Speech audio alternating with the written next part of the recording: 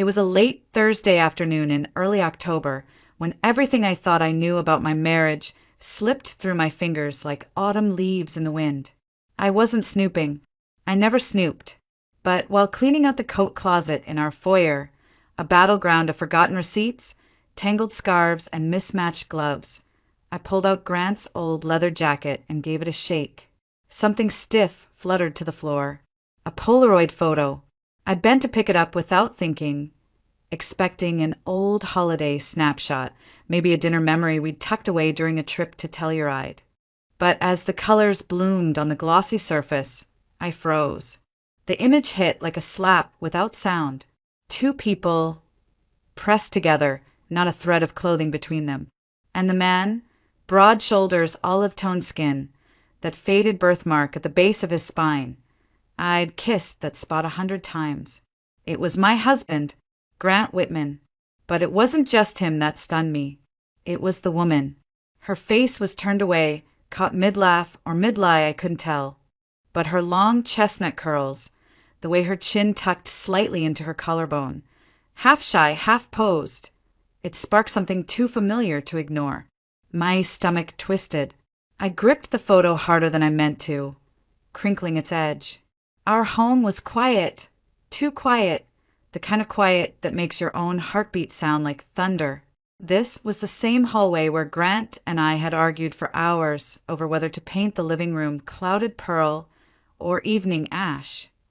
We'd laughed so hard when we both finally admitted we hated the final color. But now the walls felt close, fake in their warmth, like they were holding in something they shouldn't.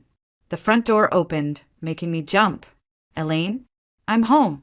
Grant's voice echoed through the foyer, followed by the familiar clink of keys landing in the ceramic bowl I'd made him for our anniversary at a pottery class. That class he'd forgotten until his assistant reminded him. I shoved the photo deep into the back pocket of my jeans. I didn't have a plan yet, just a pit in my stomach and a sudden flush of heat in my cheeks. I dabbed at my face in the mirror by the stairs, forced color back into my expression, and walked down as if nothing had happened. Grant was loosening his tie, smiling like he hadn't just shattered something sacred. I was thinking of ordering Thai. "You want seafood noodles." "Sounds great," I said, my voice steady, almost too steady. I watched him cross the kitchen, the scent of his cologne drifting past me. But tonight, it wasn't just his usual cedarwood and citrus. There was something else in the air, something floral, feminine, not mine. That night, I lay in bed beside him, eyes wide open as he slept soundly. His breath was calm, rhythmic, his face relaxed like a man who hadn't just lit a match inside the walls of our life. I didn't confront him. I didn't cry. I didn't even move. I just stared at the ceiling, heart pounding with a quiet decision forming in the dark. I needed to know who she was, and I wasn't going to ask him. I was going to find out for myself. 3 weeks later, I barely recognized the woman in the mirror. She looked like me, moved like me, wore the same wool coats and coffee-colored lipstick I always wore in the fall, but inside, something fundamental had shifted. Elaine Prescott, the woman who made Grant's coffee at 6:30 sharp every morning, who believed in late-night meetings and back-to-back conferences, was gone. What replaced her was colder, quieter, sharper. It began with his phone. Grant always left it face down on the nightstand, claiming the light from notifications disrupted his sleep. For years, I thought it was a quirk, maybe even considerate. Now it felt like a red flag I'd ignored for far too long. One Monday morning, as he stepped into the shower humming his usual tune, I picked it up with hands that didn't tremble. Face ID did its magic. The Messages app was clean. So was his email. Nothing out of place. But the call log a single number, showing up over and over again, late at night, during lunch breaks, weekends when he claimed to be at networking events. No names saved. I checked iMessage. Nothing. Then I noticed two unfamiliar apps tucked away in a utilities folder, Signal and Telegram, apps that left no traces. A new kind of panic settled in my chest, the kind that doesn't scream but coils, quiet and poisonous. He was hiding more than a woman. He was hiding a second life. 2 days later, while he was out jogging, I searched his car. Grant hated anyone touching his car. It was his sacred space. I knew if I did this, I couldn't be clumsy. But I had to know. Under the lining of the glove box, behind the emergency manual, was a second phone. It was dusty, maybe forgotten, maybe meant to be found. I took it home and charged it. As soon as it turned on, a notification popped up. Signal. One message, preview, lit up the screen. My love. Miss you already. Sunday dinner's gonna be hard to fake again. My love. Not babe, not sweetheart. My love. It sounded permanent. And Sunday dinner? That was my family's tradition. A once-a-month ritual at my parents' house in Lakewood, where we grilled steaks under the oak trees and my dad brought out wine saved for special moments. Grant had never cared for those dinners, but recently he insisted on attending. Even suggested we invite Marissa last time. The thought hit me like ice water down my spine. Marissa Langley. She was 28, a few years younger than me, my cousin on my mother's side. We grew up together, shared bedrooms during summer breaks, wrote in each other's journals. When her life fell apart 2 years ago, messy divorce, job loss, depression, I let her stay in our guest room for nearly 9 months. Grant never complained. In fact, he was oddly supportive of her being around. Said it was good for the family. I remembered her long chestnut curls, the way she tilted her head when laughing. I remember the night she came down in my silk robe and said she couldn't sleep, and how I thought it was sweet when Grant got up to make her chamomile tea. I thought it was kindness. God. I began connecting everything, his meetings in Boulder that never matched his calendar, receipts from a boutique flower shop I'd never heard of, the hotel bill from a weekend when he said he was visiting his brother in Aspen. I went back through our credit card statements, scanned Uber rides, restaurant bookings, every detail suddenly laced with betrayal. The final thread came from a message I found tucked in the encrypted chat history. That trip to Pine Lake when we were kids. Do you remember the red pickup truck? Grant didn't grow up in Colorado. He was born in New Hampshire. He didn't even know where Pine Lake was. But Marissa did. My hands clenched the phone. My breath stopped halfway through my chest. It wasn't just someone. It was her. And if I was right, then the woman who betrayed me wasn't just sharing my husband's bed. She was sharing my bloodline, my family dinners, and smiling at me across the table like nothing had happened. Sunday dinner used to be my favorite ritual. Grilled steaks in the backyard, my mom's rosemary potatoes, the hum of quiet jazz from Dad's old speaker, and the kind of stories only told when everyone's had just enough wine. But that evening it all felt artificial, like I was watching a play I used to star in, now stuck in the audience with no lines to speak. We were gathered at my parents' home in Lakewood, the backyard strung with golden bulbs that cast soft halos over everyone's heads. My brother and his wife sat at the head of the table with their twins. My dad uncorked a Merlot he'd been saving for 5 years. My mom wore the apron I gave her for Christmas. And there, sitting 2 chairs away from Grant, was Marissa, wearing a silk olive dress that shimmered in the light, her chestnut curls falling perfectly over one shoulder, a glass of white wine in her hand, her smile effortless, like a woman perfectly at ease in a life that wasn't hers. And Grant, God, he played his part so well, laughing with my father about a new stock fund, offering to help my mother in the kitchen, complimenting my niece's drawing, but he never once looked at me, not directly. He looked past me, around me, or at her. Then it happened. A moment so quick, so deliberate, it could have been missed if I'd blinked. His eyes paused at her wrist, where a delicate silver bracelet glinted in the candlelight. I knew that bracelet. I'd seen it in a transaction 3 weeks earlier. A boutique in Cherry Creek we'd never visited together. Marissa noticed. She tucked her hand behind her back, and then she laughed. Light, breezy, like nothing had happened. My heart didn't pound. It didn't break. It hardened. Cold, still, like the weight of granite resting quietly on my ribs. I didn't say a word. I simply waited. After dinner, while the others drifted inside to watch the Rockies game, I excused myself and headed upstairs. I knew Marissa would have used the bathroom off the guest hallway. She always did. Her beige leather purse was sitting on the marble sink, unzipped. I didn't hesitate. I pulled out her phone. Still the same lock code she'd used since high school, 0604. Toby's birthday. The golden retriever we both loved like a sibling. Part of me wanted to be wrong.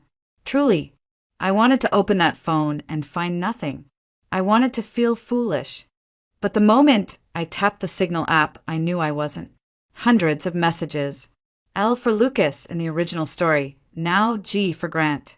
Grant, I dreamed about you last night. Woke up thinking you were still in bed beside me. Marissa, Sunday dinners are getting harder. I hate pretending. Grant, 1 more week. We'll tell her soon. Then it's freedom. Marissa, Elaine will never understand. She's always been too sensitive. Too sensitive that one broke something. My grip on the phone tightened, fingers whitening around the edges. I took screenshots of everything. Messages, photos, a GPS pin of the apartment Grant had been visiting on his business trips, all lined up with his calendar, every lie matching a timestamp. The final blow? A message from just 5 days earlier. Grant, the apartment's perfect. I can see us starting over here. Marissa, 1 more week. I'll talk to her after the dinner. They were planning to leave, not just emotionally, physically, a full reset, behind my back, while sleeping in my house, eating my food, laughing with my family. And Marissa, the woman I'd paid tuition for when she couldn't finish her degree, the one I pulled out of a depressive spiral 2 years ago, the one who cried in my lap over a cheating ex, and slept in our guest room when she had nowhere else to go. She'd taken my husband, my home, my trust, and now she was about to take the future I'd spent a decade building. I set her phone back exactly where I found it, walked to the hallway mirror, looked at my reflection under the flickering sconces. My lips didn't quiver, my eyes didn't water, but I said the words out loud for the first time. This ends now. I didn't scream. I didn't confront them after dinner. I hugged my parents goodbye, smiled when Marissa kissed my cheek, let Grant wrap his arm around my shoulder like nothing had changed. But that night I didn't sleep. I sat in my home office, surrounded by shadows and silence, and began assembling my arsenal. I started with the bank. Grant and I had one shared investment portfolio, opened 5 years ago using a fund my parents gifted us as seed capital for a future restaurant, Marissa's dream project, back when she still pretended to admire me. I logged in. Transfers. Thousands. All to a second account, not under my name, one I'd never seen. I pulled the records, highlighted every transaction that matched a hotel stay or a furniture invoice. The Cherry Creek apartment, candles, linens, imported tea. They were nesting. Next, I retrieved the old iPad Grant had accidentally cracked 2 months ago. He said it was useless now, just scrap. But after 2 hours and a borrowed HDMI cable, I brought it back to life. Inside, synced under a second iCloud alias, were PDFs of lease agreements, calendar events tied to locations miles from where he claimed to be, and emails from someone listed only as M. They spoke in code. The loft is ready. The final transfer cleared. Can't wait to decorate together. They thought I'd never find it. They were wrong. I copied everything onto an external hard drive, labeled it Tax Year 2022, and hid it in the back of the winter sweater drawer. Grant never opened that one. Too many zippers, he once said. Then I moved on to audio and video. I ordered a tiny microphone disguised as a ceramic diffuser and placed it on Grant's desk. It picked up every call he took when I was asleep. I installed a discreet camera inside a hollowed-out book on the living room shelf, aimed directly at the spot he loved to sit for his late-night calls with China. I heard nothing about China, but I did hear "I miss you." I hate lying to her, and it's all hers, but she doesn't know it yet. I knew, and it wasn't all mine, not anymore. But I would take back what still was. I hired a private investigator, a small firm out of Colorado Springs with no online presence, recommended by a friend who went through her own quiet war.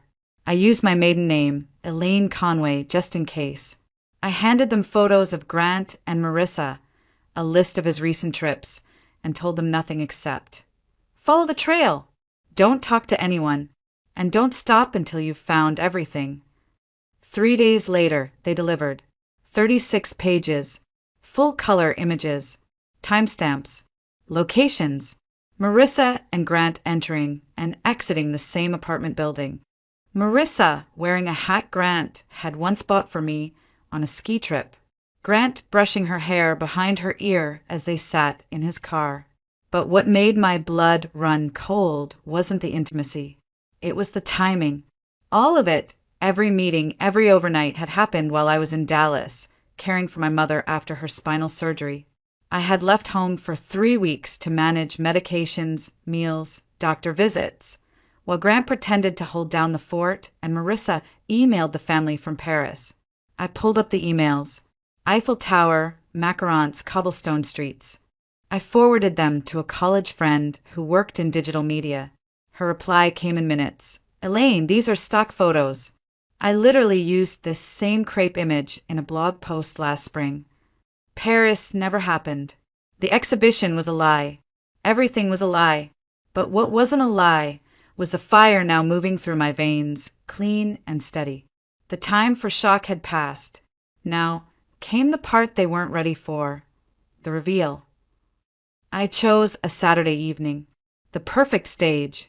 1 week before Grant was set to be officially announced as a partner at Whitestone Partners.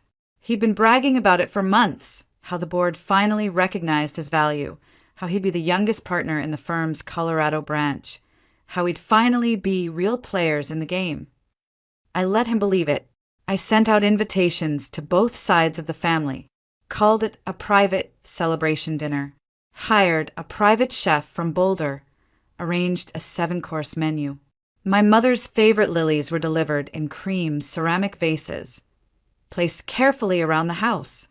I even picked out Grant's favorite playlist, smooth jazz, cello heavy, the kind of music that makes people feel safe. The dining room was pristine, white linen napkins folded into fans, gold-trimmed china, and in the corner, mounted on the wall just above our old fireplace, was the 65-inch television screen. Grant assumed I'd prepared a tribute video, pictures of his career, interviews, little jokes, and family messages. He had no idea. As guests began arriving, I played my role to perfection. I greeted everyone with warm smiles, poured wine, complimented outfits. Grant looked at me more than usual that night, maybe sensing something different, maybe just proud to show off his polished, elegant wife. He leaned in and whispered, "You've outdone yourself, Lane. You've always been my calm before the storm." I smiled, straightened his collar, and whispered back, "Let's give them a night to remember." And then she arrived. Marissa, tight black cocktail dress, deep brown-red lipstick, hair swept over one shoulder like she was walking into a gala, not a family home. She kissed my cheek like nothing had happened. "You look amazing, Elaine," she said, eyes flicking to Grant. "You both do." "Thank you," I replied evenly. "You look radiant." Everyone gathered at the long table. Grant stood first to speak, raised his glass, thanked everyone for coming, thanked me for organizing such a beautiful evening. "I couldn't have done this without Elaine," he said, smiling at me. "She's been my foundation, my partner, and the reason I'm standing where I am." He lifted his glass toward me. Everyone clinked. My hand barely trembled. Before dessert, I stood.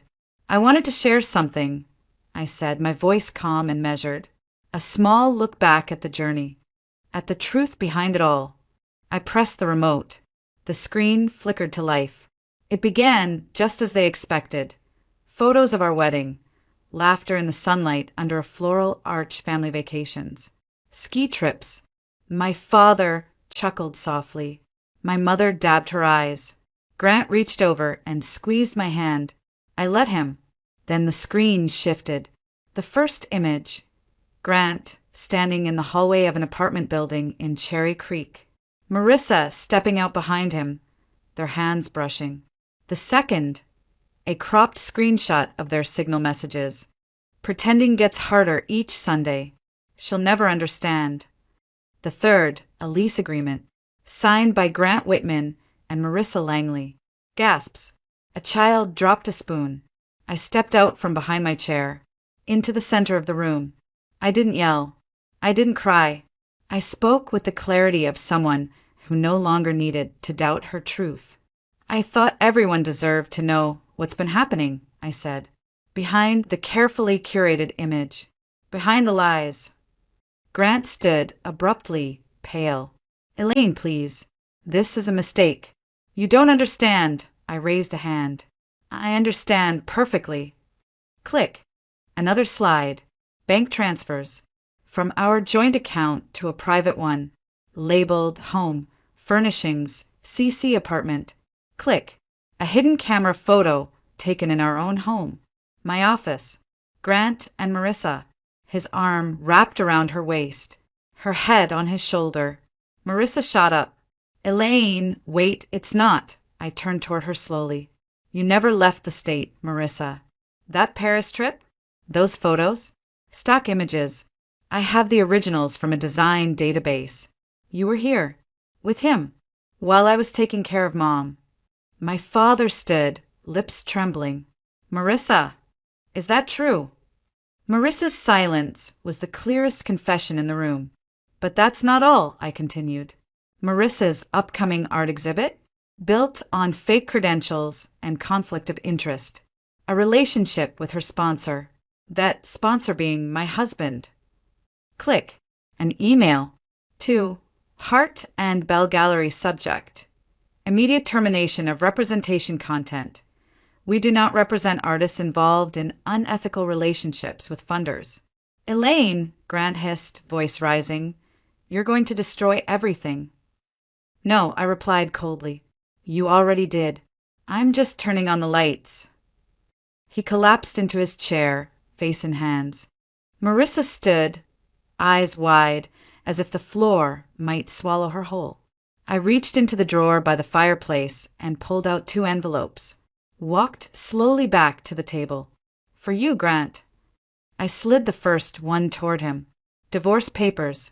If you sign them tonight under the terms outlined, I won't forward evidence of your conduct to Whitestone's board. I won't go public. But if you delay, I'll let the headlines write themselves. He stared at the envelope like it was a death sentence. And for you, I said, turning to Marissa, a formal waiver of inheritance from our family's estate, and a detailed repayment plan for the tuition, rent, travel costs, and medical bills I covered over the past 5 years, plus interest. She blinked, tears welling. Elaine, you're joking, right? I shook my head. No, and if you refuse, I'll make sure every gallery from Boston to L.A. sees the screenshots. She touched the envelope, then froze. You once said I was the only person you trusted, I said softly, and I kept your secrets until you made me your fool. My mother rose, her voice cracking. Elaine, how long have you been carrying this? I looked at her, finally letting the weight touch my face. Long enough to know I'm done protecting people who break me. Silence stretched across the room like a noose. No one moved. The only sound was the soft clink of a wine glass trembling in someone's hand. Grant's eyes were locked on the divorce papers, lips parted, throat working to form words that never came. Marissa, still standing, still blinking, as if the sheer weight of shame hadn't yet settled on her shoulders. My father stepped back from the table and sat down slowly, his face carved in something between disbelief and heartbreak. My mother remained standing, her hand still resting lightly on my shoulder. As though afraid I might shatter, she let go. Then Marissa opened her mouth. You once said you'd always protect me. I didn't blink. And you once said I was the only one you trusted. A beat of silence. The difference is I kept my word. You didn't. She looked down at the envelope again, fingers trembling. Her mascara was beginning to smudge.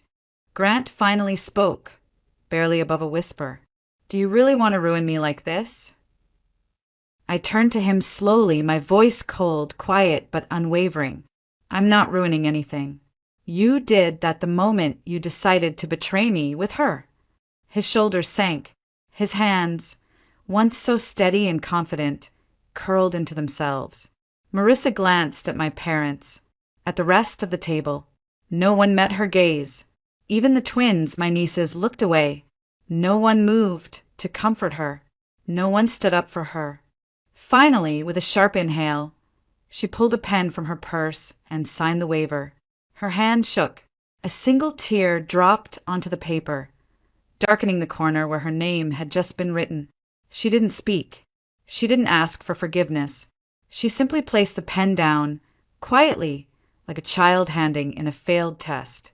I gathered both envelopes, his and hers, and slid them into my leather satchel. Thank you for coming tonight, I said softly, scanning the room. I'm sorry this wasn't the celebration you expected, but I believe the truth always deserves a place at the table. I turned to walk away, but my father stood again. Elaine, he said, voice firmer now, you don't owe anyone an apology. They do. And from this moment on, you are not alone. You never will be again. My mother nodded beside him, wiping a tear from her cheek. Family won't leave you behind this time. Marissa stepped toward me, slightly, as if to say something. I took one step back, not out of rage, but out of understanding.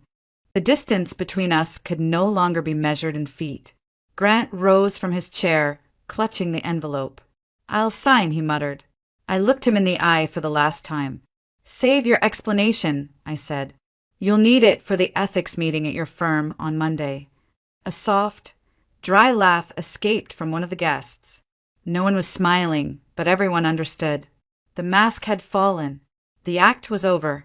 The audience had seen the real show. And I, for the first time in a long time, felt still. It's been a year. I live alone now, in a 6th-floor apartment overlooking Washington Park. Floor-to-ceiling windows let the morning sun spill over my new life. Soft, slow, deliberate. I wake up to birdsong, not alarms. I read the paper with a cappuccino in hand, next to a lavender pot I planted the day I moved in. The scent is delicate. It reminds me that I'm still growing. I don't pour coffee for anyone else anymore. I don't ask what they want for dinner. I don't listen to lies disguised as affection. What I do instead is breathe, fully, deeply, without apology. My career at the preservation firm has entered a new chapter. After landing the Houston Municipal Restoration contract last spring, I was promoted to lead architect on 2 heritage sites. It's a role I used to turn down, too busy caring, covering, shrinking. Not anymore. As for Grant, he no longer lives in Denver. After an internal ethics investigation at Whitestone for misuse of company resources and failure to disclose personal conflicts, he wasn't fired, but he was transferred quietly to the Salt Lake City branch. His promotion vanished. So did his speaking gigs. His LinkedIn update stopped. He sent me one email. I never opened it. Marissa? She left. This time she really went to Paris, not for an exhibit, but to disappear. She sent me 3 handwritten letters. The first blamed the pressure of family. The second, 5 pages long, apologized for everything. The third was short, just one line. I wish I could go back. I understand if you can't forgive me. I kept them in the bottom drawer of my desk, not to dwell on what happened, but to remind myself I didn't need closure to move forward. My living room walls are now olive green, the exact color Grant once called dull and depressing. I painted them anyway, hung my own charcoal sketches on them, lines I drew during weekends alone, learning how to turn stillness into strength. Sometimes I'll walk down the grocery aisle and catch sight of things that used to belong to my old life. his favorite mint ice cream, a red scarf Marissa borrowed once. They don't hurt anymore. They're just objects now. Footnotes. The pain, the betrayal, the silence, they no longer define me. They carved space for something deeper. Last weekend, I sat with my mother at a small cafe near Cheeseman Park. She reached across the table, squeezed my hand, and said, "You're the strongest one in this family." I smiled, not because I needed her to say it, but because I already knew. They thought I was soft, quiet, fragile, but it was my silence that brought them down. I didn't destroy them. I let their lies collapse under their own weight. And I walked out, not burning the house, just taking back the light.